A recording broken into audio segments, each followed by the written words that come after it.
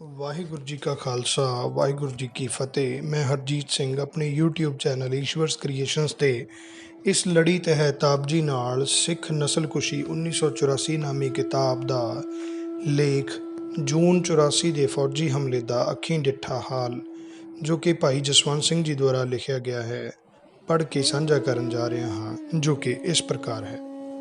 ਸ੍ਰੀ ਹਰਿਮੰਦਰ ਸਾਹਿਬ, ਸ੍ਰੀ ਦਰਬਾਰ ਸਾਹਿਬ, ਸ੍ਰੀ ਅੰਮ੍ਰਿਤਸਰ ਤੇ ਹੁਣ ਤੱਕ ਸਮੇਂ-ਸਮੇਂ ਦੀਆਂ ਸਰਕਾਰਾਂ ਵੱਲੋਂ ਕਈ ਹਮਲੇ ਕੀਤੇ ਗਏ, ਜਿਨ੍ਹਾਂ ਵਿੱਚੋਂ ਪਹਿਲਾ ਹਮਲਾ ਮੱਸਾ ਰੰਘੜ ਵਰਗੇ ਦੁਸ਼ਟਾਂ ਨੇ ਸ੍ਰੀ ਹਰਿਮੰਦਰ ਸਾਹਿਬ ਦੀ ਹੱਦੋਂ ਵੱਧ ਬੇਹੁਰਮਤੀ ਕਰਕੇ ਕੀਤਾ, ਜਿਸ ਕਰਕੇ ਭਾਈ ਸੁੱਖਾ ਸਿੰਘ ਤੇ ਭਾਈ ਮਹਿਤਾਬ ਸਿੰਘ ਨੇ 1809 ਬਿਕਰਮੀ ਨੂੰ ਉਹ ਦੁਸ਼ਟ ਸੋਧ ਦਿੱਤਾ।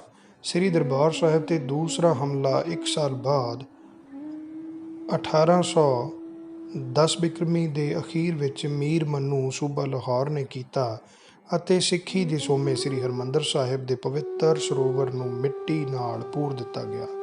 4 ਸਾਲ ਬਾਅਦ ਸ੍ਰੀ ਦਰਬਾਰ ਸਾਹਿਬ ਤੇ ਤੀਸਰਾ ਹਮਲਾ 1814 ਬਿਕਰਮੀ ਵਿੱਚ ਅਹਿਮਦ ਸ਼ਾਹ ਦੁਰਾਨੀ ਨੇ ਕੀਤਾ। ਉਸ ਸਮੇਂ ਉਹ ਦਿੱਲੀ ਤੋਂ ਲੁੱਟਿਆ ਮਾਲ ਸਿੰਘਾਂ ਨੇ ਦੁਆਬੇ ਅਤੇ ਮਾਝੇ ਵਿੱਚ ਖੋਹ ਲਿਆ। ਤੈਮੂਰ ਸ਼ਾਹ ਸੂਬਾ ਲਾਹੌਰ ਨੇ ਜਹਾਨ ਖਾਨ ਨੂੰ ਅੰਮ੍ਰਿਤਸਰ ਭੇਜਿਆ। ਜਹਾਨ ਖਾਨ ਦੀ ਅਗਵਾਈ ਵਾਲੀ ਫੌਜ ਦਾ ਬਾਬਾ ਦੀਪ ਸਿੰਘ ਜੀ ਦੀ ਅਗਵਾਈ ਹੇਠ ਭਾਰੀ ਯੁੱਧ ਹੋਇਆ, ਜਿਸ ਵਿੱਚ ਬਾਬਾ ਦੀਪ ਸਿੰਘ ਜੀ ਬਹੁਤ ਸਾਰੇ ਸਿੰਘਾਂ ਸਮੇਤ ਸ਼ਹੀਦ ਹੋ ਗਏ। ਜਹਾਨ ਖਾਨ ਨੇ ਸ਼ਹਿਰ ਤੇ ਕਬਜ਼ਾ ਕਰਕੇ ਜਿੱਥੇ ਸ਼ਹਿਰ ਦੀਆਂ ਬਹੁਤ ਸੁੰਦਰ ਇਮਾਰਤਾਂ ਢਾਹ ਦਿੱਤੀਆਂ, ਉੱਥੇ ਅੰਮ੍ਰਿਤਸਰ ਸਰੋਵਰ ਨੂੰ ਮਿੱਟੀ ਨਾਲ ਭਰਵਾ ਦਿੱਤਾ। 5 ਸਾਲ ਬਾਅਦ ਸ੍ਰੀ ਦਰਬਾਰ ਸਾਹਿਬ ਤੇ ਚੌਥਾ ਹਮਲਾ 1819 ਬਿਕਰਮੀ ਵਿੱਚ ਹੋਇਆ, ਜਦੋਂ ਅਹਿਮਦ ਸ਼ਾਹ ਵੱਲੋਂ ਬਰੂਦ ਰੱਖ ਕੇ ਸ੍ਰੀ ਹਰਿਮੰਦਰ ਸਾਹਿਬ ਦੀ ਇਮਾਰਤ ਨੂੰ ਉਡਾ ਦਿੱਤਾ ਗਿਆ ਅਤੇ ਪਾਵਨ ਸਰੋਵਰ ਨੂੰ ਮਿੱਟੀ ਨਾਲ ਪੂਰ ਦਿੱਤਾ ਗਿਆ। 5ਵਾਂ ਹਮਲਾ ਜੂਨ 1984 ਈਸਵੀ ਵਿੱਚ 165 ਸਾਲ ਬਾਅਦ ਭਾਰਤ ਦੀ ਪ੍ਰਧਾਨ ਮੰਤਰੀ ਇੰਦਰਾ ਗਾਂਧੀ ਵੱਲੋਂ ਭਾਰਤੀ ਫੌਜ ਰਾਹੀਂ ਕਰਵਾਇਆ ਗਿਆ।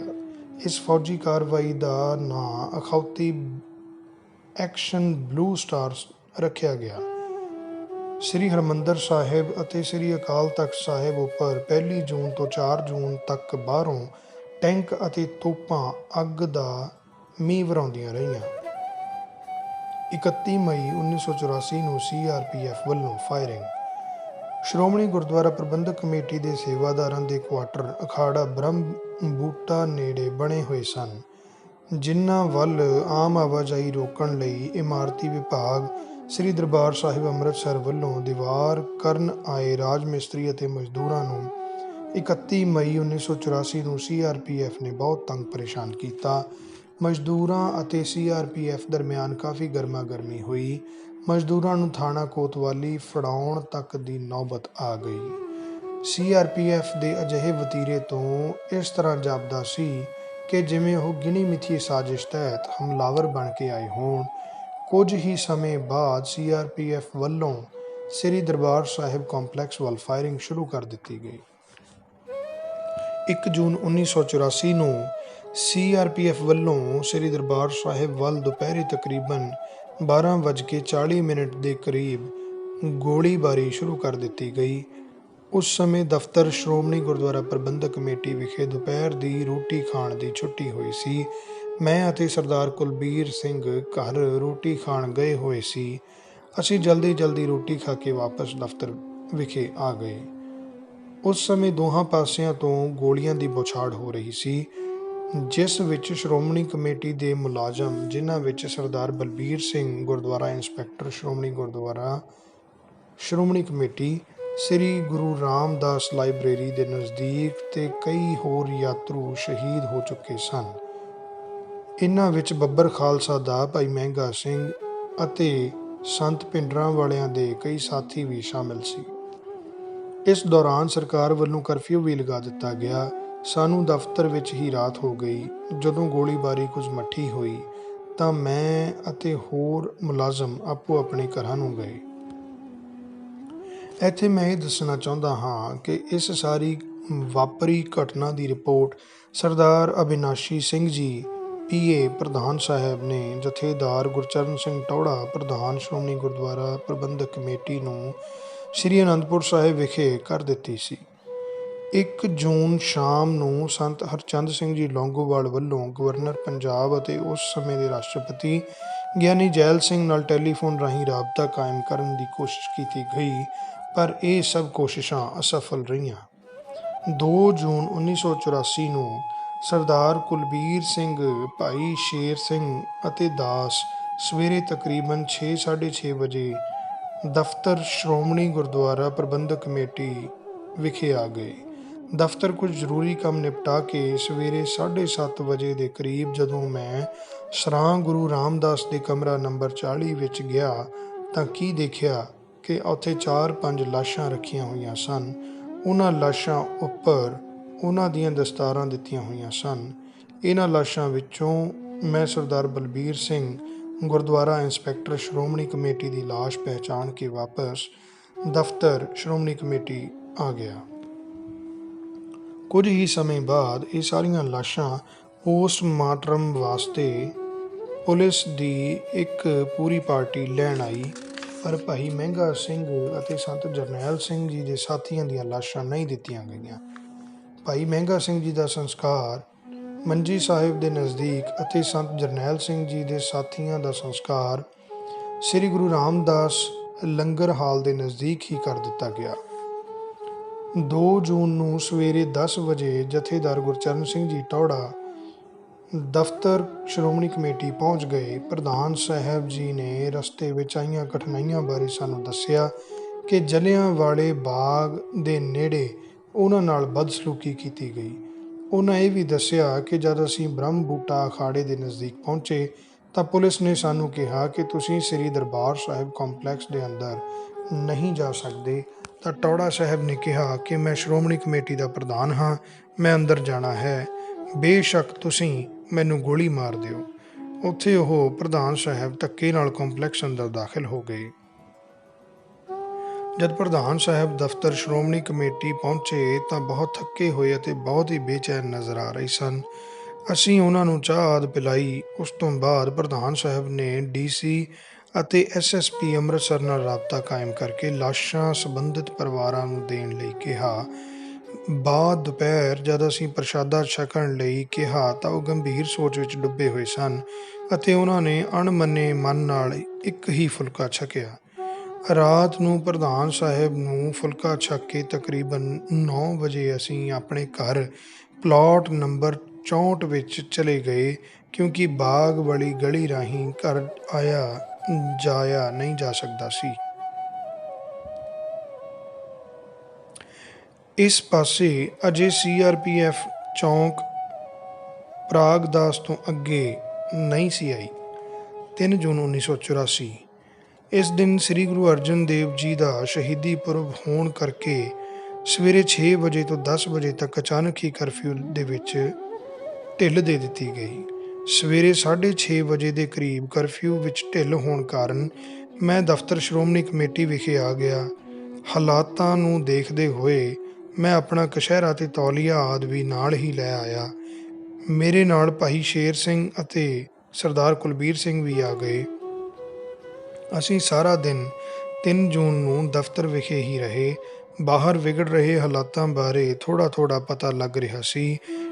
ਮੈਂ ਅਤੇ ਭਾਈ ਸ਼ੇਰ ਸਿੰਘ ਨੇ ਸਰਦਾਰ ਕੁਲਬੀਰ ਸਿੰਘ ਨੂੰ ਘਰ ਜਾਣ ਵਾਸਤੇ ਕਿਹਾ। ਉਹਨਾਂ ਕੋਲ ਕਰਫਿਊ ਪਾਸ ਹੋਣ ਕਾਰਨ ਉਹ ਘਰ ਚਲੇ ਗਏ। ਮੈਂ ਇਹ ਦੱਸਣਾ ਚਾਹੁੰਦਾ ਹਾਂ ਕਿ 3 ਜੂਨ 1984 ਨੂੰ ਗੁਰੂ ਅਰਜਨ ਦੇਵ ਜੀ ਦਾ ਸ਼ਹੀਦੀ ਜੋੜ ਮੇਲਾ ਹੋਣ ਕਾਰਨ ਅਤੇ ਕਰਫਿਊ ਵਿੱਚ ਮੇਰੀ ਢਿੱਲ ਕਾਰਨ ਬਹੁਤ ਸਾਰੀ ਸੰਗਤ ਸ੍ਰੀ ਹਰਿਮੰਦਰ ਸਾਹਿਬ ਅੰਦਰ ਦਰਸ਼ਨ ਇਸ਼ਨਾਨ ਕਰਨ ਆ ਰਹੀ ਸੀ, ਪਰ ਬਾਅਦ ਵਿੱਚ ਅਚਾਨਕ ਹੀ ਸਰਕਾਰ ਵੱਲੋਂ ਸਖਤ ਹਦਾਇਤਾਂ ਰਾਹੀਂ ਕਰਫਿਊ ਮੁੜ ਲਾਗੂ ਕਰ ਦਿੱਤਾ ਗਿਆ, ਜਿਸ ਕਾਰਨ ਦਰਸ਼ਨ ਇਸ਼ਨਾਨ ਕਰਨ ਆਈ ਸੰਗਤ ਨੂੰ ਸ੍ਰੀ ਦਰਬਾਰ ਸਾਹਿਬ ਕੰਪਲੈਕਸ ਅੰਦਰ ਹੀ ਰਹਿਣਾ ਪਿਆ। 3 ਜੂਨ ਨੂੰ ਅਚਾਨਕ ਸਾਨੂੰ ਇਹ ਵੀ ਪਤਾ ਲੱਗਾ ਕਿ ਸਾਰਾ ਪੰਜਾਬ ਫੌਜ ਦੇ ਹਵਾਲੇ ਕਰ ਦਿੱਤਾ ਗਿਆ ਹੈ ਅਤੇ ਆਵਾਜਾਈ ਉੱਪਰ ਪੂਰਨ ਪਾਬੰਦੀ ਲਗਾ ਦਿੱਤੀ ਗਈ ਹੈ। ਇਸ ਦੌਰਾਨ ਸ੍ਰੀ ਅੰਮ੍ਰਿਤਸਰ ਦਾ ਟੈਲੀਫੋਨ ਅਤੇ ਬਿਜਲੀ ਦਾ ਕਨੈਕਸ਼ਨ ਵੀ ਕੱਟ ਦਿੱਤਾ ਗਿਆ ਤਾਂ ਕਿ ਅੰਮ੍ਰਿਤਸਰ ਅੰਦਰ ਵਾਪਰ ਰਹੀਆਂ ਘਟਨਾਵਾਂ ਬਾਰੇ ਬਾਕੀ ਪੰਜਾਬ ਜਾਂ ਦੇਸ਼ ਵਿੱਚ ਪਤਾ ਨਾ ਲੱਗ ਸਕੇ। ਇਸ ਤਰ੍ਹਾਂ ਅਸੀਂ ਦਿਨ ਵੇਲੇ ਦਫ਼ਤਰ ਦਾ ਕੰਮ ਨਿਪਟਾਉਂਦੇ ਅਤੇ ਰਾਤ ਨੂੰ ਭਾਈ ਸ਼ੇਰ ਸਿੰਘ ਅਤੇ ਦਾਸ ਸਰਦਾਰ ਤੇਜਾ ਸਿੰਘ ਸਮੁੰਦਰੀ ਹਾਲ ਦੇ ਸਾਹਮਣੇ ਬਣੇ ਪਾਰਕ ਵਿੱਚ ਹੀ ਸੁੱਤੇ। ਸਰਦਾਰ ਭਾਨ ਸਿੰਘ ਸਕੱਤਰ ਸ਼੍ਰੋਮਣੀ ਗੁਰਦੁਆਰਾ ਪ੍ਰਬੰਧਕ ਕਮੇਟੀ ਅਤੇ ਸਰਦਾਰ ਅਬਿਨਾਸ਼ੀ ਸਿੰਘ PA ਪ੍ਰਧਾਨ ਸਾਹਿਬ ਵੀ ਰਾਤ ਨੂੰ ਦਫ਼ਤਰ ਵਿਖੇ ਹੀ ਸੌਂ ਗਏ ਸਨ। ਪ੍ਰਧਾਨ ਸਾਹਿਬ ਵੀ ਆਪਣੇ ਰਿਹਾਇਸ਼ੀ ਕਮਰੇ ਵਿੱਚ ਸੁੱਤੇ ਸਨ। 4 ਜੂਨ ਨੂੰ ਸ੍ਰੀ ਦਰਬਾਰ ਸਾਹਿਬ ਤੇ ਵੱਡਾ ਹਮਲਾ। 4 ਜੂਨ 1984 ਨੂੰ ਸਵੇਰੇ ਅਸੀਂ ਬਾਗ ਵਿੱਚ ਸੁੱਤੇ ਹੋਏ ਸੀ। ਸ੍ਰੀ ਹਰਿਮੰਦਰ ਸਾਹਿਬ ਵਿਖੇ ਸਿੰਘ ਸਾਹਿਬ ਜੀ ਵੱਲੋਂ ਲਏ ਗਏ ਮੁੱਖ ਵਾਕ ਦੀ ਮਨਮੋਹਣੀ ਆਵਾਜ਼ ਨੇ ਸਾਨੂੰ ਜਗਾ ਦਿੱਤਾ। ਅਸੀਂ ਬੈਠ ਕੇ ਮੁੱਖ ਵਾਕ ਸਰਵਣ ਕਰਨ ਲੱਗੇ। ਸਿੰਘ ਸਾਹਿਬ ਜੀ ਨੇ ਮੁੱਖ ਵਾਕ ਉਪਰੰਤ ਗੁਰਫਤਿਹ ਬੁਲਾਈ ਹੀ ਸੀ ਕਿ ਉਸੇ ਸਮੇਂ ਮਿਲਟਰੀ ਅਤੇ CRPF ਵੱਲੋਂ ਗੋਲੀਆਂ ਚੱਲਣ ਦੀ ਆਵਾਜ਼ ਨੇ ਸਾਨੂੰ ਚੌਂਕਾ ਕੇ ਰੱਖ ਦਿੱਤਾ। ਉਦੋਂ ਲਗਭਗ 4:40 ਦਾ ਸਮਾਂ ਸੀ। ਅਸੀਂ ਉਸੇ ਸਮੇਂ ਦਫ਼ਤਰ ਵਿੱਚ ਸੁੱਤੇ ਸਰਦਾਰ ਭਾਨ ਸਿੰਘ ਅਤੇ ਸਰਦਾਰ ਅਬਿਨਾਸ਼ੀ ਸਿੰਘ ਨੂੰ ਦੱਸਣ ਲਈ ਗਏ, ਪਰ ਉਹ ਸਾਡੇ ਪਹੁੰਚਣ ਤੋਂ ਪਹਿਲਾਂ ਹੀ ਹੈਰਾਨੀ ਵਾਲੇ ਹਾਵ ਭਾਵ ਪ੍ਰਗਟ ਕਰ ਰਹੇ ਸਨ। ਉਸ ਤੋਂ ਬਾਅਦ ਅਸੀਂ ਪ੍ਰਧਾਨ ਸਾਹਿਬ ਪਾਸ ਉਹਨਾਂ ਦੇ ਰਿਹਾਇਸ਼ੀ ਕਮਰੇ ਵਿੱਚ ਗਏ। ਸਾਡੇ ਜਾਣ ਤੋਂ ਪਹਿਲਾਂ ਉਹ ਵੀ ਭਾਵੁਕ ਹੋਏ ਬੈਠੇ ਸਨ। ਉਹਨਾਂ ਨੂੰ ਵੀ ਹੋ ਰਹੀ ਫਾਇਰਿੰਗ ਬਾਰੇ ਦੱਸਿਆ। ਸ੍ਰੀ ਹਰਿਮੰਦਰ ਸਾਹਿਬ ਕੰਪਲੈਕਸ ਉੱਪਰ 4 ਚੁਫੇਰੇ ਤੋਂ ਲਗਾਤਾਰ ਗੋਲੀਬਾਰੀ ਹੋ ਰਹੀ ਸੀ। ਹੋ ਰਹੀ ਗੋਲੀਬਾਰੀ ਦੌਰਾਨ ਬਹੁਤ ਸਾਰੀਆਂ ਗੋਲੀਆਂ ਦੀ ਬੌਛਾਰ ਸਰਦਾਰ ਤੇਜਾ ਸਿੰਘ ਸਮੁੰਦਰੀ ਹਾਲ ਵਾਲੇ ਪਾਸੇ ਵੀ ਆ ਰਹੀ ਸੀ। ਇਹ ਗੋਲੀਆਂ ਇਕੱਲੀ ਫੌਜ ਦੀਆਂ ਨਹੀਂ ਸਨ, ਸਗੋਂ ਆਪਣੇ ਸੱਜਣਾਂ ਵੱਲੋਂ ਵੀ ਆ ਰਹੀਆਂ ਸਨ, ਕਿਉਂਕਿ ਇੱਥੇ ਸਰਦਾਰ ਹਰਚੰਦ ਸਿੰਘ ਲੌਂਗੋਵਾਲ ਦਾ ਰਿਹਾਇਸ਼ੀ ਕਮਰਾ ਸੀ। ਅਸੀਂ 4 ਜੂਨ ਨੂੰ ਚੱਲ ਰਹੀਆਂ ਗੋਲੀਆਂ ਤੋਂ ਬਚ ਬਚਾ ਕੇ ਸਾਰਾ ਦਿਨ ਦਫ਼ਤਰ ਵਿੱਚ ਲੰਗਰ ਪਾਣੀ ਦਾ ਪ੍ਰਬੰਧ ਕਰਦੇ ਰਹੇ। ਪ੍ਰਧਾਨ ਸਾਹਿਬ ਦੇ ਰਿਹਾਇਸ਼ੀ ਕਮਰੇ ਵਿੱਚ ਜੋ ਰਾਸ਼ਨ ਸੀ ਉਸ ਨੂੰ ਹੀ ਤਿਆਰ ਕਰਕੇ ਉੱਥੇ ਮੌਜੂਦ ਸਾਰੇ ਸੱਜਣਾਂ ਨੂੰ ਛਕਾਇਆ, ਕਿਉਂਕਿ ਸ੍ਰੀ ਗੁਰੂ ਰਾਮਦਾਸ ਲੰਗਰ ਵਿੱਚ ਜ਼ਿਆਦਾ ਗੋਲੀਬਾਰੀ ਹੋਣ ਕਰਕੇ ਜਾਣਾ ਸੰਭਵ ਨਹੀਂ ਸੀ। 5 ਜੂਨ 1984 5 ਜੂਨ ਨੂੰ ਗੋਲੀਬਾਰੀ ਬਹੁਤ ਤੇਜ਼ ਹੋ ਰਹੀ ਸੀ, ਜਿਸ ਕਾਰਨ ਕਿਸੇ ਵੀ ਪਾਸੇ ਆਉਣਾ ਜਾਣਾ ਖਤਰੇ ਤੋਂ ਖਾਲੀ ਨਹੀਂ ਸੀ। ਟੌੜਾ ਸਾਹਿਬ ਨੇ ਸੰਤ ਹਰਚੰਦ ਸਿੰਘ ਲੌਂਗੋਵਾਲ ਨੂੰ ਬਾਅਦ ਦੁਪਹਿਰ ਸੁਨੇਹਾ ਭੇਜਿਆ ਕਿ ਸੰਤ ਜੀ ਗੋਲੀਬਾਰੀ ਬਹੁਤ ਹੋ ਰਹੀ ਹੈ, ਤੁਸੀਂ ਥੱਲੇ ਆ ਜਾਓ। ਸੰਤ ਜੀ ਟੌੜਾ ਸਾਹਿਬ ਦੀ ਮਨੋਭਾਵਨਾ ਦੀ ਕਦਰ ਕਰਦਿਆਂ ਗੋਲੀਬਾਰੀ ਤੋਂ ਬਚ ਬਚਾ ਕੇ ਆਪਣੇ ਸਾਥੀਆਂ ਸਮੇਤ ਪ੍ਰਧਾਨ ਸਾਹਿਬ ਦੀ ਰਿਹਾਇਸ਼ੀ ਕਮਰੇ ਵਿੱਚ ਆ ਗਏ। ਕੁਝ ਹੀ ਸਮੇਂ ਬਾਅਦ ਪ੍ਰਧਾਨ ਸਾਹਿਬ ਦੇ ਕਮਰੇ ਵਿੱਚ ਸਰਦਾਰ ਦਰਸ਼ਨ ਸਿੰਘ ਈਸਾਪੁਰ ਅਤੇ ਬੀਬੀ ਅਮਰਜੀਤ ਕੌਰ ਸੁਪਤਨੀ ਸ਼ਹੀਦ ਭਾਈ ਫੌਜਾ ਸਿੰਘ ਵੀ ਆ ਗਏ। ਜਿਸ ਸਮੇਂ ਦਾਸ ਅਤੇ ਸਰਦਾਰ ਜਗਜੀਤ ਸਿੰਘ ਜੱਗੀ ਪਾਣੀ ਆਦਿ ਲੈਣ ਲਈ ਬਾਹਰ ਨਿਕਲਦੇ ਤਾਂ ਪ੍ਰਧਾਨ ਸਾਹਿਬ ਸਾਨੂੰ ਹਰ ਵਾਰ ਕਹਿੰਦੇ ਕਿ ਕਮਰੇ ਤੋਂ ਬਾਹਰ ਘੱਟ ਜਾਓ, ਬਾਹਰ ਫਾਇਰਿੰਗ ਬਹੁਤ ਤੇਜ਼ ਹੋ ਰਹੀ ਹੈ। ਮੈਂ ਪ੍ਰਧਾਨ ਸਾਹਿਬ ਨੂੰ ਕਿਹਾ ਕਿ ਮਰਨਾ ਤਾਂ ਇੱਕ ਵਾਰ ਹੈ ਹੀ, ਭਾਵੇਂ ਹੁਣੇ ਗੋਲੀ ਵੱਜ ਜਾਵੇ, ਫਿਰ ਆਪਾਂ ਭੁੱਖੇ ਤਿਆਹੇ ਕਿਉਂ ਮਰੀਏ। 5 ਜੂਨ ਨੂੰ ਸਾਡੇ ਕੋਲ ਲੰਗਰ ਆਦਿ ਲਈ ਕੋਈ ਰਸਦ ਨਹੀਂ ਸੀ, ਪਰ ਸ਼ਾਮ ਦੇ ਤਕਰੀਬਨ 4 ਵਜੇ ਗੁਰੂ ਨਾਨਕ ਨਿਵਾਸ ਨਾਲ ਲੱਗਦੀ ਬਾਗ ਵਾਲੀ ਗਲੀ ਦੀ ਸੰਗਤ ਨੇ ਲੰਗਰ ਤਿਆਰ ਕੀਤਾ। ਸੰਗਤ ਨੇ ਹੋ ਰਹੀ ਭਾਰੀ ਗੋਲੀਬਾਰੀ ਦੀ ਪਰਵਾਹ ਨਾ ਕਰਦਿਆਂ ਆਪਣੇ ਆਪ ਨੂੰ ਖਤਰੇ ਵਿੱਚ ਪਾ ਕੇ ਤਿਆਰ ਕੀਤਾ ਲੰਗਰ ਕੰਪਲੈਕਸ ਵਿੱਚ ਪੁੱਜਦਾ ਕੀਤਾ। ਅਸੀਂ ਸਾਰਿਆਂ ਨੇ ਰਲ ਮਿਲ ਕੇ 1-1 2-2 ਪ੍ਰਸ਼ਾਦੇ ਛਕ ਕੇ ਹੀ ਗੁਜ਼ਾਰਾ ਕੀਤਾ। 5 ਜੂਨ ਨੂੰ ਸ਼ਾਮ ਦੇ 6 ਵਜੇ ਦੇ ਕਰੀਬ ਘੰਟਾ ਘਰ ਵਾਲੇ ਪਾਸਿਓਂ ਇਹ ਆਵਾਜ਼ ਸੁਣਾਈ ਦਿੱਤੀ ਕਿ ਬਾਹਰ ਕਰਫਿਊ ਵਿੱਚ ਢਿੱਲ ਦਿੱਤੀ ਗਈ ਹੈ। ਢਿੱਲ ਦਿੱਤੀ ਨਹੀਂ ਸੀ ਗਈ। ਇਹ ਸਰਕਾਰ ਦੀ ਇੱਕ ਕੋਝੀ ਚਾਲ ਸੀ ਕਿ ਜੋ ਵੀ ਬਾਹਰ ਆਵੇਗਾ ਉਸ ਨੂੰ ਮਾਰ ਕੇ ਮੁਕਾ ਦਿੱਤਾ ਜਾਵੇਗਾ। ਦਾਸ 6:30 ਵਜੇ ਦੇ ਕਰੀਬ ਬਚ ਬਚਾ ਕੇ ਬਾਗ ਵਾਲੀ ਗਲੀ ਰਾਹੀਂ ਘਰ ਥੋੜ੍ਹਾ ਜਿਹਾ ਸੁੱਕਾ ਦੁੱਧ ਦੇਣ ਲਈ ਗਿਆ। ਜਦ ਮੈਂ ਘਰੋਂ ਵਾਪਸ ਆਉਣ ਲੱਗਾ ਤਾਂ ਘਰ ਆਈ ਸਰਦਾਰ ਅਮਰਜੀਤ ਸਿੰਘ ਸੁਪਰਵਾਈਜ਼ਰ ਟਰੱਸਟ ਦੀ ਸੱਸ ਨੇ ਕਿਹਾ, ਜਸਵੰਤ ਸਿੰਘ ਤੁਸੀਂ ਨਾ ਜਾਓ। ਮੈਂ ਉਹਨਾਂ ਨੂੰ ਕਿਹਾ, ਸ੍ਰੀ ਹਰਿਮੰਦਰ ਸਾਹਿਬ ਅਤੇ ਸ੍ਰੀ ਅਕਾਲ ਤਖਤ ਸਾਹਿਬ ਦੀ ਆਨ ਤੇ ਸ਼ਾਨ ਨੂੰ ਬਰਕਰਾਰ ਰੱਖਣ ਦੀ ਖਾਤਰ ਬਹੁਤ ਸਾਰੇ ਮੇਰੇ ਸਾਥੀ ਅੰਦਰ ਹਨ, ਮੈਂ ਜ਼ਰੂਰ ਜਾਵਾਂਗਾ। ਮੈਂ ਉਹਨਾਂ ਦੇ ਬੋਲਾਂ ਨੂੰ ਅਣਸੁਣਿਆ ਕਰਕੇ ਘਰੋਂ ਤੁਰ ਪਿਆ। ਬਾਗ ਵਾਲੀ ਗਲੀ ਰਾਹੀਂ ਮੈਂ ਸ੍ਰੀ ਗੁਰੂ ਰਾਮਦਾਸ ਨਿਵਾਸ ਅੰਦਰ ਪਾਣੀ ਵਾਲੀ ਟੈਂਕੀ ਦੇ ਨਜ਼ਦੀਕ ਪੁੱਜਾ ਹੀ ਸੀ ਕਿ ਇੱਕ ਬਹੁਤ ਹੀ ਸ਼ਕਤੀਸ਼ਾਲੀ ਬੰਬ ਪਾਣੀ ਦੀ ਟੈਂਕੀ ਵਿੱਚ ਜਾ ਕੇ ਵੱਜਾ ਤੇ ਦੇਖਦਿਆਂ ਹੀ ਦੇਖਦਿਆਂ ਪਾਣੀ ਦੀ ਟੈਂਕੀ ਟੁੱਟ ਕੇ ਪਾਣੀ ਤੋਂ ਸੱਖਣੀ ਹੋਣ ਲੱਗੀ। ਮੈਂ ਭੱਜ ਕੇ ਪ੍ਰਧਾਨ ਸਾਹਿਬ ਦੇ ਰਿਹਾਇਸ਼ੀ ਕਮਰੇ ਵਿੱਚ ਗਿਆ। ਉੱਥੋਂ ਰੈਬਰ ਲੈ ਕੇ ਕੂਲਰ ਵਿੱਚ ਜਮ੍ਹਾਂ ਹੋਏ ਪਾਣੀ ਨਾਲ ਰੈਬਰ ਭਰ ਲਿਆ ਅਤੇ ਦਫ਼ਤਰ ਲਿਜਾ ਕੇ ਰੱਖ ਦਿੱਤਾ। ਇਸ ਤੋਂ ਬਾਅਦ ਗੋਲੀਬਾਰੀ ਇੰਨੀ ਤੇਜ਼ ਹੋ ਚੁੱਕੀ ਸੀ ਕਿ ਮੈਂ ਵਾਪਸ ਪ੍ਰਧਾਨ ਸਾਹਿਬ ਦੇ ਰਿਹਾਇਸ਼ੀ ਕਮਰੇ ਵਿੱਚ ਨਾ ਜਾ ਸਕਿਆ। ਪ੍ਰਧਾਨ ਸਾਹਿਬ ਕੋਲ ਭਾਈ ਧੰਨਾ ਸਿੰਘ, ਭਾਈ ਹਰਨਾਜਰ ਸਿੰਘ ਅਤੇ ਭਾਈ ਗੁਰਨਾਮ ਸਿੰਘ, ਜੋ ਦਫ਼ਤਰ ਸ਼੍ਰੋਮਣੀ ਗੁਰਦੁਆਰਾ ਪ੍ਰਬੰਧਕ ਕਮੇਟੀ ਦੇ ਗੇਟ ਤੋਂ ਡਿਊਟੀ ਕਰਕੇ ਆਏ ਸਨ, ਉਹ ਹੀ ਰਹਿ ਗਏ। ਦਫ਼ਤਰ ਵਿੱਚ ਮੇਰੇ ਤੋਂ ਇਲਾਵਾ ਸਰਦਾਰ ਭਾਨ ਸਿੰਘ ਸਕੱਤਰ, ਸਰਦਾਰ ਅਬਿਨਾਸ਼ੀ ਸਿੰਘ ਪੀਏ, ਸਰਦਾਰ ਬਲਵੰਤ ਸਿੰਘ ਰਾਮੂਵਾਲੀਆ, ਸਰਦਾਰ ਦਾਰਾ ਸਿੰਘ ਐਡਵੋਕੇਟ, ਸਰਦਾਰ ਰਾਜ ਸਿੰਘ ਮੁਕਤਸਰੀ, ਸਰਦਾਰ ਦਿਆਲ ਸਿੰਘ ਅਤੇ ਸਰਦਾਰ ਦਰਸ਼ਨ ਸਿੰਘ ਹੀ ਰਹਿ ਗਏ ਸਨ। ਰੈਬਰ ਵਿੱਚ ਪਾਣੀ ਬਹੁਤ ਘੱਟ ਹੋਣ ਕਾਰਨ ਅਸੀਂ ਸਾਰਿਆਂ ਨੇ ਬਹੁਤ ਹੀ ਸੰਜਮ ਤੋਂ ਕੰਮ ਲੈਂਦਿਆਂ ਓਨੇ ਹੀ ਪਾਣੀ ਨਾਲ ਗੁਜ਼ਾਰਾ ਕੀਤਾ। 5 ਜੂਨ ਦੀ ਰਾਤ ਘੰਟਾ ਘਰ ਵਾਲੀ ਸਾਈਡ ਤੋਂ ਪੈਦਲ ਫੌਜ ਸ੍ਰੀ ਦਰਬਾਰ ਸਾਹਿਬ ਦੇ ਅੰਦਰ ਦਾਖਲ ਹੋ ਚੁੱਕੀ ਸੀ। ਫਿਰ ਰਾਤ ਦੇ ਕਰੀਬ 10 ਵਜੇ ਸਾਨੂੰ ਪਤਾ ਲੱਗਾ ਕਿ ਸਰਾਂ ਸ੍ਰੀ ਗੁਰੂ ਰਾਮਦਾਸ ਜੀ ਵਾਲੇ ਪਾਸਿਓਂ ਗੇਟ ਤੋੜ ਕੇ ਮਿਲਟਰੀ ਤੋਪਾਂ ਟੈਂਕਾਂ ਨਾਲ ਲੈਸ ਹੋ ਕੇ ਅੰਦਰ ਦਾਖਲ ਹੋ ਚੁੱਕੀ ਸੀ। ਸਰਾਂ ਦੇ ਬਿਲਕੁਲ ਸਾਹਮਣਿਓਂ ਵੱਡੇ ਵੱਡੇ ਫਾਇਰ ਹੋਣ ਦੀ ਆਵਾਜ਼ ਆ ਰਹੀ ਸੀ, ਜਿਨ੍ਹਾਂ ਦੀ ਧਮਕ ਨਾਲ ਕਮਰਿਆਂ ਦੀਆਂ ਕੰਧਾਂ ਅਤੇ ਦਰਵਾਜ਼ੇ ਕੰਬ ਰਹੇ ਸਨ ਅਤੇ ਰੌਸ਼ਨਦਾਨਾਂ ਦੇ ਸ਼ੀਸ਼ੇ ਟੁੱਟ ਰਹੇ ਸਨ, ਜਿਸ ਤੋਂ ਇਹ ਪ੍ਰਤੀਤ ਹੋ ਰਿਹਾ ਸੀ ਕਿ ਸ੍ਰੀ ਹਰਿਮੰਦਰ ਸਾਹਿਬ ਅਤੇ ਸ੍ਰੀ ਅਕਾਲ ਤਖ਼ਤ ਸਾਹਿਬ 'ਤੇ ਤੋਪਾਂ ਟੈਂਕਾਂ ਨਾਲ ਹਮਲਾ ਕਰ ਦਿੱਤਾ ਗਿਆ ਹੈ।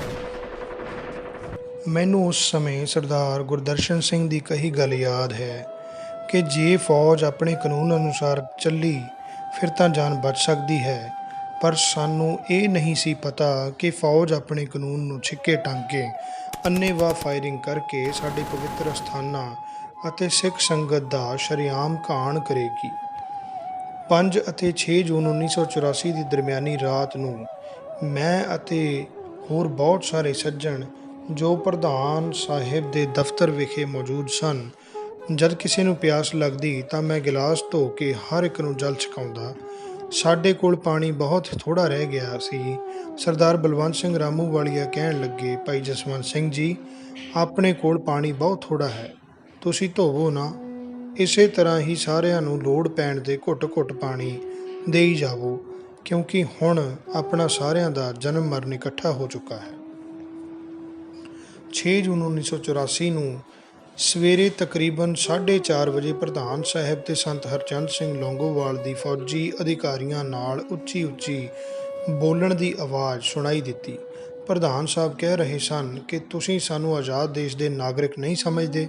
ਇਸ ਤਰ੍ਹਾਂ ਦਾ ਵਰਤਾਓ ਤਾਂ ਵਿਦੇਸ਼ੀਆਂ ਨਾਲ ਵੀ ਨਹੀਂ ਕਰੀਦਾ, ਜਿਸ ਤਰ੍ਹਾਂ ਦਾ ਤੁਸੀਂ ਸਾਡੇ ਨਾਲ ਕਰ ਰਹੇ ਹੋ। ਪਰ ਫੌਜੀ ਅਧਿਕਾਰੀਆਂ ਨੇ ਉਹਨਾਂ ਨੂੰ ਗੱਲ ਨੂੰ ਅਣਸੁਣਿਆ ਕਰ ਦਿੱਤਾ ਸੀ। ਸਰਦਾਰ ਅਬਿਨਾਸ਼ੀ ਸਿੰਘ ਨੇ ਸਾਨੂੰ ਆਖਿਆ ਕਿ ਇਸ ਤਰ੍ਹਾਂ ਲੱਗ ਰਿਹਾ ਹੈ ਜਿਸ ਤਰ੍ਹਾਂ ਪ੍ਰਧਾਨ ਸਾਹਿਬ ਤੇ ਸੰਤ ਜੀ ਨੂੰ ਗ੍ਰਿਫਤਾਰ ਕਰ ਲਿਆ ਹੈ। ਹੁਣ ਆਪਾਂ ਵੀ ਬਾਹਰ ਨਿਕਲੀਏ। ਜਦ ਅਸੀਂ ਸਾਰੇ ਬਾਹਰ ਨਿਕਲੇ ਤਾਂ ਮੈਂ ਦੇਖਿਆ ਕਿ ਸ੍ਰੀ ਅਕਾਲ ਤਖ਼ਤ ਸਾਹਿਬ ਦੀ ਪਵਿੱਤਰ ਇਮਾਰਤ ਨੂੰ ਅੱਗ ਦੀਆਂ ਲਪਟਾਂ ਨੇ ਆਪਣੇ ਕਲਾਵੇ ਵਿੱਚ ਘੇਰਿਆ ਹੋਇਆ ਸੀ। ਅੱਗੇ ਮਿਲਟਰੀ ਵਾਲੇ ਚੈਕਿੰਗ ਕਰਕੇ ਅਤੇ ਕਿਰਪਾਨਾਂ ਲਾ ਕੇ ਨਾਲੀਆਂ ਭਾਵ ਖੜੋਤੇ ਪਾਣੀ ਵਿੱਚ ਸੁੱਟੀ ਜਾ ਰਹੇ ਸਨ। ਉਹ ਸਾਨੂੰ ਕਹਿ ਰਹੇ ਸਨ ਕਿ ਤੁਸੀਂ ਸਾਰੇ ਲਾਈਨ ਵਿੱਚ ਹੀ ਚੱਲੋ। ਸਾਨੂੰ ਗੁਰੂ ਰਾਮਦਾਸ ਸਰਾਂ ਦੇ ਬਰਾਂਡੇ ਵਿੱਚ ਖੜ੍ਹਾ ਕਰ ਦਿੱਤਾ ਗਿਆ। ਜਿੱਥੇ ਸਾਨੂੰ ਖੜ੍ਹਾ ਕੀਤਾ ਗਿਆ ਸੀ ਉੱਥੇ ਇੱਕ ਕਮਰੇ ਦੇ ਬਾਹਰ ਮਿੰਨੀ ਤੋਪ ਅਤੇ ਕਾਫੀ ਹਥਿਆਰਬੰਦ ਫੌਜੀ ਆਪੋ ਆਪਣੀਆਂ ਪੋਜੀਸ਼ਨਾਂ ਲੈ ਕੇ ਖੜ੍ਹੇ ਸਨ। ਕੁਝ ਸਮੇਂ ਬਾਅਦ ਸਾਨੂੰ ਪਤਾ ਲੱਗਾ ਕਿ ਇਸ ਕਮਰੇ ਵਿੱਚ ਹੀ ਸੰਤ ਹਰਚੰਦ ਸਿੰਘ ਅਤੇ ਜਥੇਦਾਰ ਗੁਰਚਰਨ ਸਿੰਘ ਟੌੜਾ ਨੂੰ ਡੱਕਿਆ ਹੋਇਆ ਹੈ। ਇਸ ਕਮਰੇ ਦੇ ਅੱਗੇ ਹਥਿਆਰਬੰਦ ਫੌਜ ਅਤੇ ਛੋਟੀ ਤੋਪ ਇਸ ਤਰ੍ਹਾਂ ਫਿੱਟ ਕੀਤੀ ਹੋਈ ਸੀ ਜਿਸ ਤਰ੍ਹਾਂ ਅਸੀਂ ਬਹੁਤ ਵੱਡੇ ਦੋਸ਼ੀ ਹੋਈਏ। ਕੁਝ ਸੱਜਣਾ ਜਿਨ੍ਹਾਂ ਵਿੱਚ ਸਰਦਾਰ ਭਾਨ ਸਿੰਘ, ਸਰਦਾਰ ਅਬਿਨਾਸ਼ੀ ਸਿੰਘ, ਸਰਦਾਰ ਦਿਆਲ ਸਿੰਘ, ਸਰਦਾਰ ਰਾਜ ਸਿੰਘ, ਸਰਦਾਰ ਗੁਰਦਰਸ਼ਨ ਸਿੰਘ ਅਤੇ ਭਾਈ ਗੁਰਨਾਮ ਸਿੰਘ ਸੇਵਾਦਾਰ ਸਾਡੇ ਤੋਂ ਅੱਗੇ ਲੰਘ ਚੁੱਕੇ ਸਨ। ਇਹਨਾਂ ਤੋਂ ਪਹਿਲਾਂ ਸਰਦਾਰ ਨਛੱਤਰ ਸਿੰਘ, ਸਰਦਾਰ ਬੱਗਾ ਸਿੰਘ ਮੈਂਬਰਾਨ ਸ਼੍ਰੋਮਣੀ ਕਮੇਟੀ ਅਤੇ ਸਰਦਾਰ ਗੁਰਚਰਨ ਸਿੰਘ ਸਕੱਤਰ ਸ਼੍ਰੋਮਣੀ ਅਕਾਲੀ ਦਲ ਵੀ ਲੰਘ ਗਏ। ਸਰਾਂ ਦੇ ਕਮਰਿਆਂ ਵਿੱਚ ਗ੍ਰਿਫਤਾਰੀ ਦੇਣ ਆਈ ਕੁਝ ਸੰਗਤ ਤੇ ਹੋਰ ਯਾਤਰੂ ਸਾਡੇ ਤੋਂ ਪਹਿਲਾਂ ਹੀ ਬਿਠਾਏ ਹੋਏ ਸਨ। ਇਹਨਾਂ ਉੱਪਰ ਸਰਾਂ ਦੀ ਉੱਪਰਲੀ ਮੰਜ਼ਿਲ ਤੋਂ ਗ੍ਰੇਨੇਡ ਸੁੱਟਿਆ ਗਿਆ, ਜਿਸ ਨਾਲ ਤਰਥੱਲੀ ਮਚ ਗਈ ਅਤੇ ਚੀਖ ਚਿਹਾੜਾ ਪੈ ਗਿਆ। ਕਿਸੇ ਨੂੰ ਕੁਝ ਨਹੀਂ ਪਤਾ ਸੀ ਕਿ ਕੋਈ ਕਿਸ ਪਾਸੇ ਜਾਏ, ਕਿਉਂਕਿ ਉੱਠਣ 'ਤੇ ਫੌਜ ਵੱਲੋਂ ਅੰਧਾਧੁੰਦ ਫਾਇਰਿੰਗ ਕੀਤੀ ਗਈ। ਇਹਨਾਂ ਵਿੱਚੋਂ ਸਰਦਾਰ ਦਿਆਲ ਸਿੰਘ, ਸਰਦਾਰ ਰਾਜ ਸਿੰਘ, ਸਰਦਾਰ ਗੁਰਦਰਸ਼ਨ ਸਿੰਘ, ਭਾਈ ਮਲਕੀਤ ਸਿੰਘ ਅਤੇ ਹੋਰ ਬਹੁਤ ਸਾਰੇ ਲੋਕ ਵੀ ਫੱਟੜ ਹੋ ਚੁੱਕੇ ਸਨ। ਇਹਨਾਂ ਵਿੱਚੋਂ ਕਈ ਗੰਭੀਰ ਫੱਟੜ ਹੋ ਗਏ ਸਨ। ਸਰਦਾਰ ਨਛੱਤਰ ਸਿੰਘ ਭਲਵਾਨ, ਸਰਦਾਰ ਬੱਗਾ ਸਿੰਘ, ਸਰਦਾਰ ਗੁਰਚਰਨ ਸਿੰਘ ਅਤੇ ਬਹੁਤ ਸਾਰੇ ਲੋਕ ਜ਼ਖਮਾਂ ਦੀ ਤਾਬ ਨਾ ਝੱਲਦੇ ਹੋਏ ਸ਼ਹੀਦ ਹੋ ਗਏ ਸਨ। ਜਦ ਸਰਦਾਰ ਨਛੱਤਰ ਸਿੰਘ ਦੀ ਮਾਤਾ ਆਪਣੇ ਬੇਟੇ ਨੂੰ ਤੜਫਦਾ ਵੇਖ ਕੇ ਸਹਾਰ ਨਾ ਸਕੀ ਤੇ ਉਸ ਨੂੰ ਪਾਣੀ ਪਿਲਾਉਣ ਲੱਗੀ ਤਾਂ ਇੱਕ ਫੌਜੀ ਨੇ ਪੂਰੇ ਜ਼ੋਰ ਨਾਲ ਬਜ਼ੁਰਗ ਮਾਂ ਦੇ ਰਾਈਫਲ ਦਾ ਬੱਟ ਮਾਰਿਆ ਅਤੇ ਉਸ ਨੂੰ ਪਾਣੀ ਪਿਲਾਉਣ ਤੋਂ ਮਨ੍ਹਾ ਕਰ ਦਿੱਤਾ। ਕੁਝ ਸਾਥੀ ਤਾਂ ਜ਼ਖਮਾਂ ਅਤੇ ਪਿਆਸ ਕਾਰਨ ਹੀ ਸ਼ਹੀਦ ਹੋ ਗਏ। ਭਾਈ ਮਲਕੀਤ ਸਿੰਘ, ਜੋ ਕਿ ਗੰਭੀਰ ਜ਼ਖਮੀ ਸੀ, ਨੇ ਮੇਰੇ ਕੋਲ ਪਾਣੀ ਦੀ ਮੰਗ ਕੀਤੀ। ਮੈਂ ਉਸ ਨੂੰ ਪਾਣੀ ਪਿਲਾਉਣ ਦਾ ਯਤਨ ਕੀਤਾ ਹੀ ਸੀ ਕਿ ਫੌਜੀਆਂ ਨੇ ਮੇਰੇ ਅਤੇ ਜ਼ਖਮੀ ਮਲਕੀਤ ਸਿੰਘ ਉੱਪਰ ਬੱਟਾਂ ਦਾ ਮੀਂਹ ਵਰ੍ਹਾ ਦਿੱਤਾ। ਹਾਲਾਂਕਿ ਉਹ ਪਾਣੀ ਸਾਫ਼ ਨਹੀਂ ਸੀ ਅਤੇ ਉਸ ਵਿੱਚ ਮਲ ਮੂਤਰ ਤੇ ਖੂਨ ਮਿਲਿਆ ਹੋਇਆ ਸੀ। ਫੌਜੀ ਨਲਕੇ ਨੂੰ ਹੱਥ ਵੀ ਨਹੀਂ ਸੀ ਲਾਉਣ ਦਿੰਦੇ। ਇੱਥੋਂ ਤੱਕ ਕਿ ਫੌਜੀ ਭੀਖ ਮੰਗਣ ਵਾਲਿਆਂ ਵਾਂਗ ਬੁੱਕ ਨਾਲ ਵੀ ਪਾਣੀ ਨਹੀਂ ਸੀ ਦਿੰਦੇ।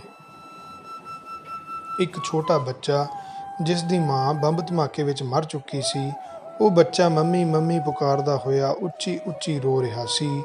ਉਹ ਵਿਚਾਰਾ ਕੀ ਜਾਣਦਾ ਸੀ ਕਿ ਉਸ ਦੀ ਮੰਮੀ ਇਸ ਸੰਸਾਰ ਵਿੱਚ ਜ਼ਿੰਦਾ ਨਹੀਂ ਰਹੀ ਸੀ।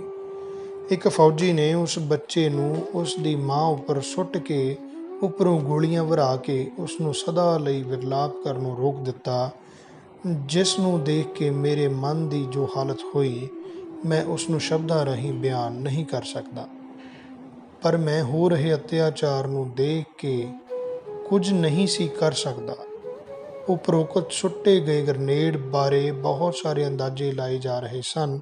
ਸਾਨੂੰ ਕੁਝ ਵੀ ਪਤਾ ਨਹੀਂ ਸੀ ਲੱਗ ਰਿਹਾ, ਕਿਉਂਕਿ ਸਾਨੂੰ ਪਹਿਰਾ ਦੇ ਰਹੇ ਫੌਜੀਆਂ ਵੱਲੋਂ ਸਖਤ ਹਦਾਇਤ ਸੀ ਕਿ ਆਸੇ-ਪਾਸੇ ਨਹੀਂ ਦੇਖਣਾ। ਸਿਰਫ ਫੌਜੀ ਹੀ ਕਹਿੰਦੇ ਸਨ ਕਿ ਇਹ ਗ੍ਰਨੇਡ ਅੱਤਵਾਦੀਆਂ ਵੱਲੋਂ ਸੁੱਟਿਆ ਗਿਆ ਹੈ। ਇਸ ਤੋਂ ਬਾਅਦ ਮੈਨੂੰ ਤੇ ਹੋਰ ਸੱਜਣਾਂ ਨੂੰ ਜਿੱਥੇ ਜਿੱਥੇ ਵੀ ਉਹ ਮੌਜੂਦ ਸਨ, ਉੱਥੇ ਉੱਥੇ ਹੀ ਬੰਦ ਕਰ ਦਿੱਤਾ ਗਿਆ ਅਤੇ ਕੁਝ ਕੁ ਸੱਜਣਾਂ ਨੂੰ ਗੁਰੂ ਰਾਮਦਾਸ ਨਿਵਾਸ ਦੇ ਕਮਰਿਆਂ ਤੇ ਬਰਾਂਡਿਆਂ ਵਿੱਚ ਬਿਠਾ ਕੇ ਸਖਤ ਪਹਿਰਾ ਲਗਾ ਦਿੱਤਾ ਗਿਆ। ਅਸੀਂ ਜੋ ਜਿੰਦਾ ਬਚ ਗਏ ਸੀ, ਤੜਫਦੇ ਜ਼ਖਮੀਆਂ ਅਤੇ ਖਿਲਰੀਆਂ ਮਨੁੱਖੀ ਲਾਸ਼ਾਂ ਵਿੱਚ ਹੀ ਬੈਠੇ ਸਾਂ।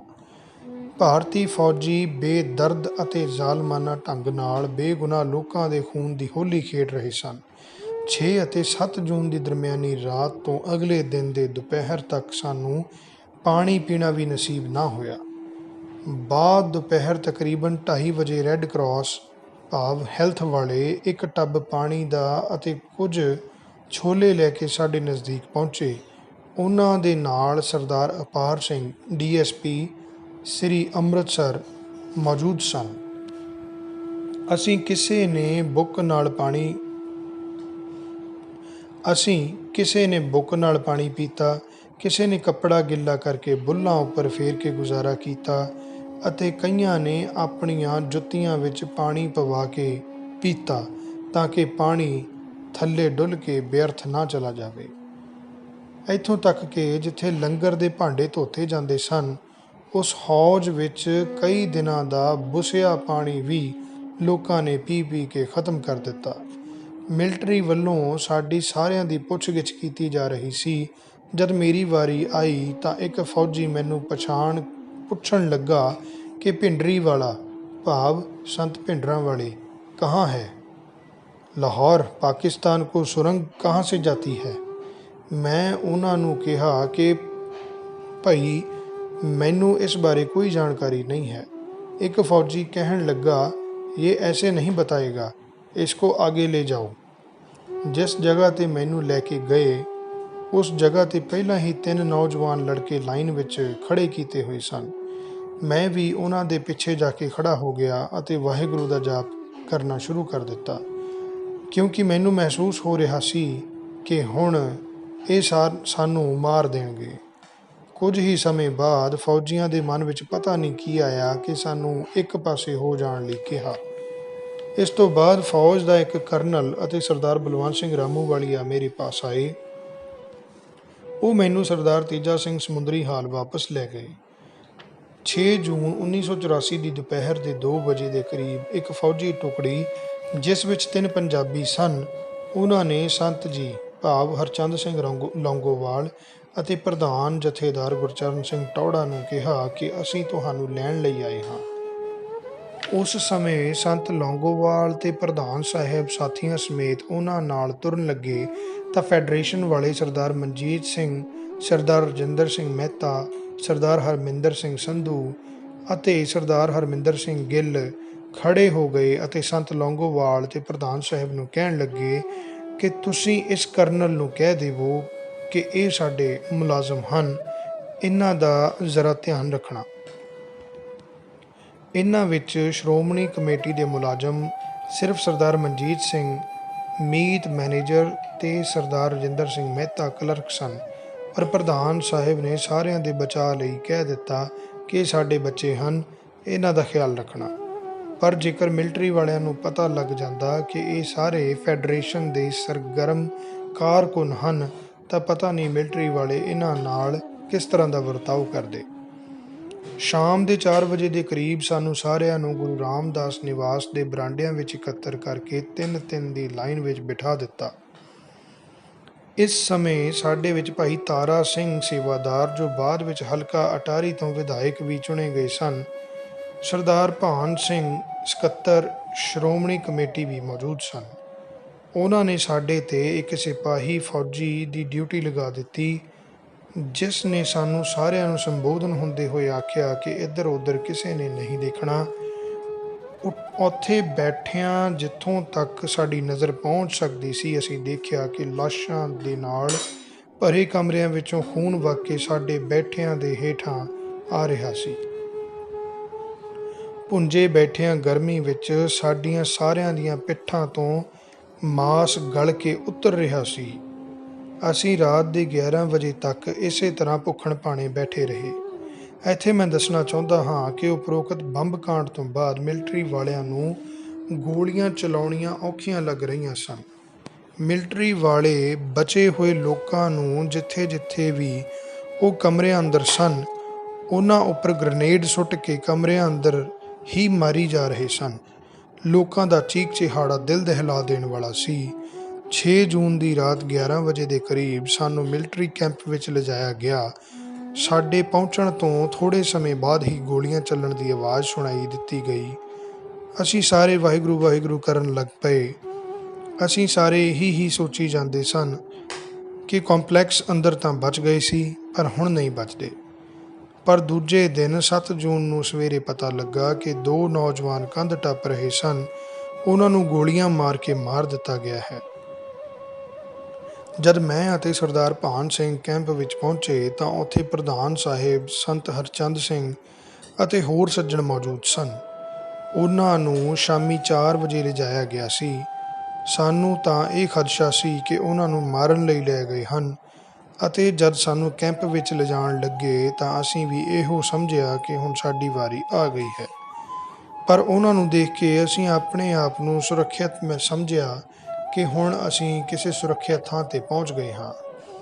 ਸਰਕਾਰ ਵੱਲੋਂ ਸ੍ਰੀ ਹਰਿਮੰਦਰ ਸਾਹਿਬ ਕੰਪਲੈਕਸ ਦਾ ਕਬਜ਼ਾ ਜਦੋਂ ਪੰਥ ਨੂੰ ਨਾ ਸੌਂਪਿਆ ਗਿਆ ਤਾਂ ਸਿੰਘ ਸਾਹਿਬਾਨ ਨੇ ਕੰਪਲੈਕਸ ਦਾ ਕਬਜ਼ਾ ਲੈਣ ਸੰਬੰਧੀ 2 ਸਤੰਬਰ 1984 ਈਸਵੀ ਨੂੰ ਗੁਰਦੁਆਰਾ ਸ਼ਹੀਦਗੰਜ ਬਾਬਾ ਦੀਪ ਸਿੰਘ ਜੀ ਵਿਖੇ ਵਿਸ਼ਵ ਸਿੱਖ ਕਨਵੈਨਸ਼ਨ ਬੁਲਾਈ। ਸਰਕਾਰੀ ਰੁਕਾਵਟਾਂ ਅਤੇ ਅਨੇਕਾਂ ਪਾਬੰਦੀਆਂ ਦੇ ਬਾਵਜੂਦ ਦੇਸ਼ ਦੇ ਹਰ ਕੋਨੇ ਤੋਂ ਆ ਕੇ ਲੱਖਾਂ ਦੀ ਗਿਣਤੀ ਵਿੱਚ ਸੰਗਤਾਂ ਇਸ ਵਿੱਚ ਸ਼ਾਮਲ ਹੋਈਆਂ। ਇਸੇ ਹੀ ਕਨਵੈਨਸ਼ਨ ਵਿੱਚ ਗਿਆਨੀ ਜੈਲ ਸਿੰਘ ਅਤੇ ਸਰਦਾਰ ਬੂਟਾ ਸਿੰਘ ਨੂੰ ਤਨਖਾਹੀਆ ਕਰਾਰ ਦਿੱਤਾ ਗਿਆ।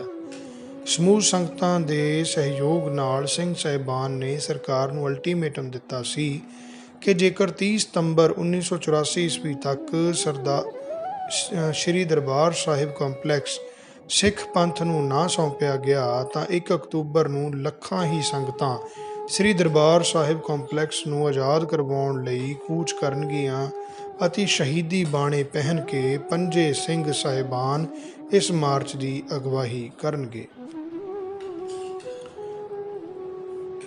27 ਸਤੰਬਰ 1984 ਨੂੰ ਸਰਕਾਰ ਵੱਲੋਂ ਸ੍ਰੀ KT ਸਤਾਰਾਵਾਲਾ ਗਵਰਨਰ ਪੰਜਾਬ ਦਾ ਸਲਾਹਕਾਰ ਸੁਬਰਾਮਨਿਅਮ ਸ੍ਰੀ ਅੰਮ੍ਰਿਤਸਰ ਵਿਖੇ ਆਇਆ।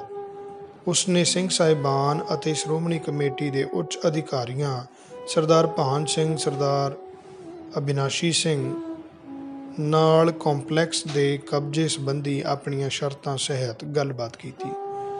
ਇਹਨਾਂ ਸ਼ਰਤਾਂ ਵਿੱਚ ਇਹ ਵੀ ਸ਼ਰਤ ਮੌਜੂਦ ਸੀ ਕਿ ਜੋ ਵੀ ਸਮਾਨ ਲੰਗਰ ਆਦਿ ਲਈ ਕੰਪਲੈਕਸ ਅੰਦਰ ਆਏਗਾ ਉਹ ਸਮਾਨ ਪਹਿਲਾਂ ਪੁਲਿਸ ਸਟੇਸ਼ਨ ਕੋਤਵਾਲੀ ਵਿਖੇ ਆਵੇਗਾ। ਉੱਥੋਂ ਚੈੱਕ ਹੋਣ ਤੋਂ ਬਾਅਦ ਸ੍ਰੀ ਦਰਬਾਰ ਸਾਹਿਬ ਕੰਪਲੈਕਸ ਵਿਖੇ ਪੁੱਜਿਆ ਕਰੇਗਾ। ਇਹਨਾਂ ਸ਼ਰਤਾਂ ਬਾਰੇ ਸਿੰਘ ਸਾਹਿਬ ਗਿਆਨੀ ਸਾਹਿਬ ਸਿੰਘ ਜੀ ਹੈੱਡ ਗ੍ਰੰਥੀ ਸ੍ਰੀ ਦਰਬਾਰ ਸਾਹਿਬ ਨੇ ਕਿਹਾ ਕਿ ਅਸੀਂ ਇਸ ਸੰਬੰਧੀ ਕੁਝ ਵੀ ਲਿਖ ਕੇ ਨਹੀਂ ਦੇਵਾਂਗੇ ਅਤੇ ਨਾ ਹੀ ਕੰਪਲੈਕਸ ਦੇ ਅੰਦਰਲੇ ਚਾਰਜ ਸੰਬੰਧੀ ਲਿਖ ਕੇ ਦੇਣਾ ਹੈ। ਕੰਪਲੈਕਸ ਵਿਚਲੀਆਂ ਇਮਾਰਤਾਂ ਦੀ ਹਾਲਤ ਬੰਬਾਂ ਦੀ ਧਮਕ ਅਤੇ ਸੜਨ ਕਾਰਨ ਬਹੁਤ ਹੀ ਮਾੜੀ ਹੋ ਚੁੱਕੀ ਸੀ।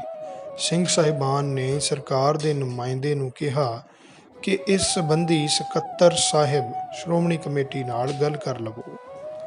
ਸਰਕਾਰ ਦੇ ਨੁਮਾਇੰਦੇ ਨੇ ਸਕੱਤਰ ਸਾਹਿਬ ਨੂੰ ਕਿਹਾ ਕਿ ਤੁਸੀਂ ਸਾਨੂੰ ਆਪਣਾ ਨੁਮਾਇੰਦਾ ਦੇ ਦਿਓ, ਅਸੀਂ ਸਾਰਾ ਚਾਰਜ ਉਸ ਦੇ ਸਾਹਮਣੇ ਦੇ ਦਈਏ।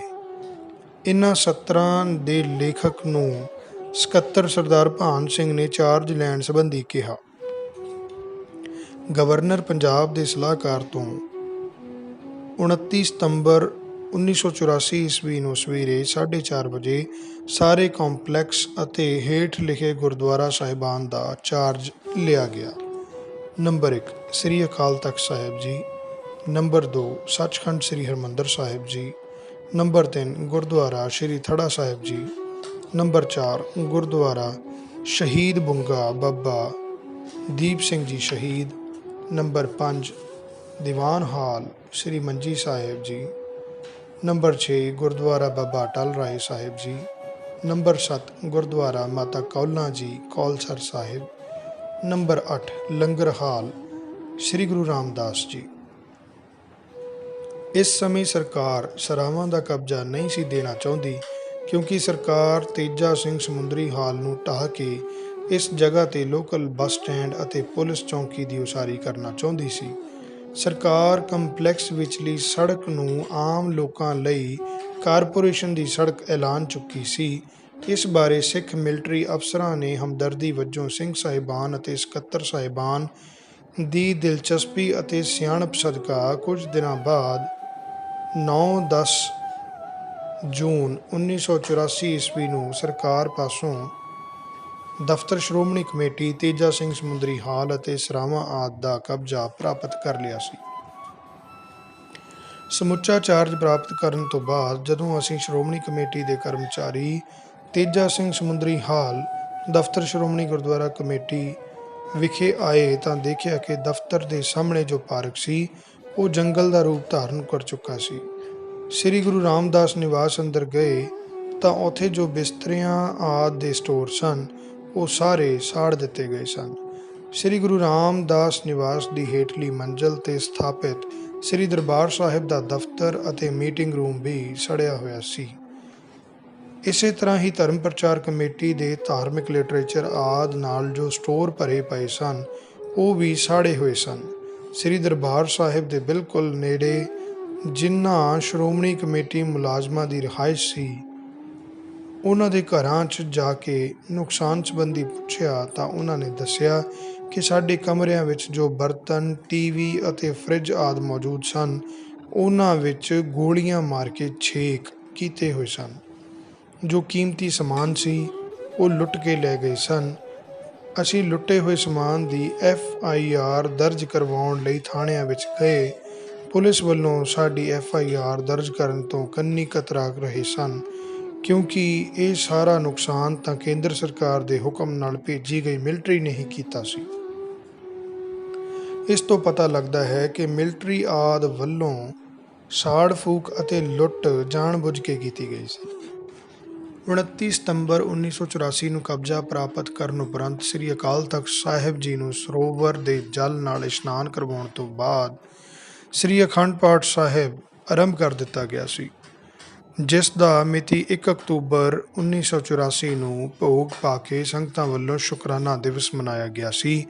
ਪੰਜ ਸਿੰਘ ਸਾਹਿਬਾਨ ਵੱਲੋਂ ਸ੍ਰੀ ਦਰਬਾਰ ਸਾਹਿਬ ਕੰਪਲੈਕਸ ਸੰਬੰਧੀ ਜੋ ਵੀ ਵਿਚਾਰ ਕਰਨੀ ਹੁੰਦੀ, ਉਹ ਇਕੱਤਰਤਾ ਗੁਰਦੁਆਰਾ ਸ਼ਹੀਦ ਗੰਜ ਬਾਬਾ ਦੀਪ ਸਿੰਘ ਜੀ ਦੀ ਡਿਓੜੀ ਉੱਪਰ ਕੀਤੀ ਜਾਂਦੀ ਸੀ।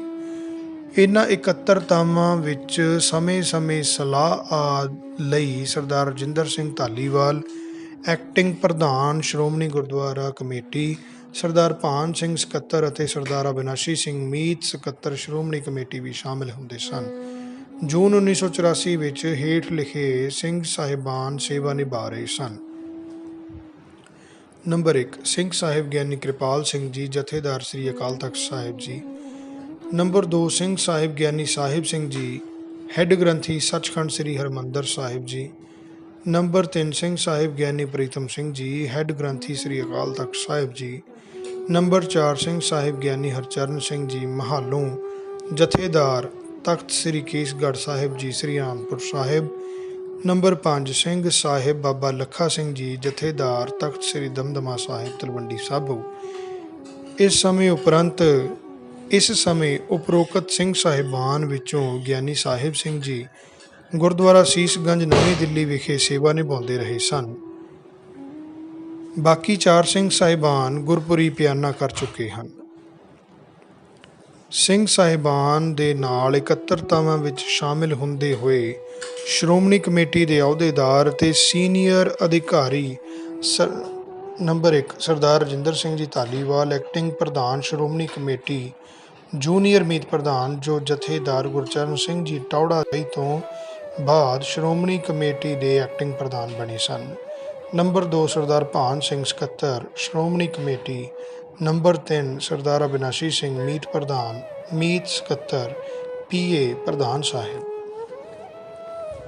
ਭਾਰਤ ਦੀ ਕੇਂਦਰ ਸਰਕਾਰ ਵੱਲੋਂ ਜਾਣਬੁੱਝ ਕੇ ਫੌਜੀ ਹਮਲਾ ਨਾ ਕੀਤਾ ਗਿਆ ਹੁੰਦਾ ਤਾਂ ਸ੍ਰੀ ਹਰਿਮੰਦਰ ਸਾਹਿਬ ਕੰਪਲੈਕਸ ਅੰਦਰ ਸਿੱਖ ਰੈਫਰੈਂਸ ਲਾਇਬ੍ਰੇਰੀ, ਅਜਾਇਬ ਘਰ ਦਾ ਵਡਮੁੱਲਾ ਧਨ, ਜੋ ਕਿ ਸਿੱਖੀ ਦਾ ਪਿਛੋਕੜ ਸੀ, ਗਾਇਬ ਨਾ ਹੁੰਦਾ, ਜੋ ਕਿ ਕਦੇ ਵੀ ਨਾ ਪੂਰਾ ਹੋ ਸਕਣ ਵਾਲਾ ਘਾਟਾ ਹੈ।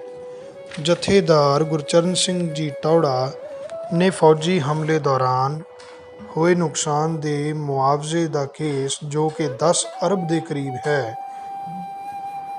12 ਅਗਸਤ 1985 ਨੂੰ ਸਰਦਾਰ ਤਾਰਾ ਸਿੰਘ ਸੀਨੀਅਰ ਸਬ ਜੱਜ ਸ੍ਰੀ ਅੰਮ੍ਰਿਤਸਰ ਦੀ ਅਦਾਲਤ ਵਿੱਚ ਦਾਇਰ ਕੀਤਾ।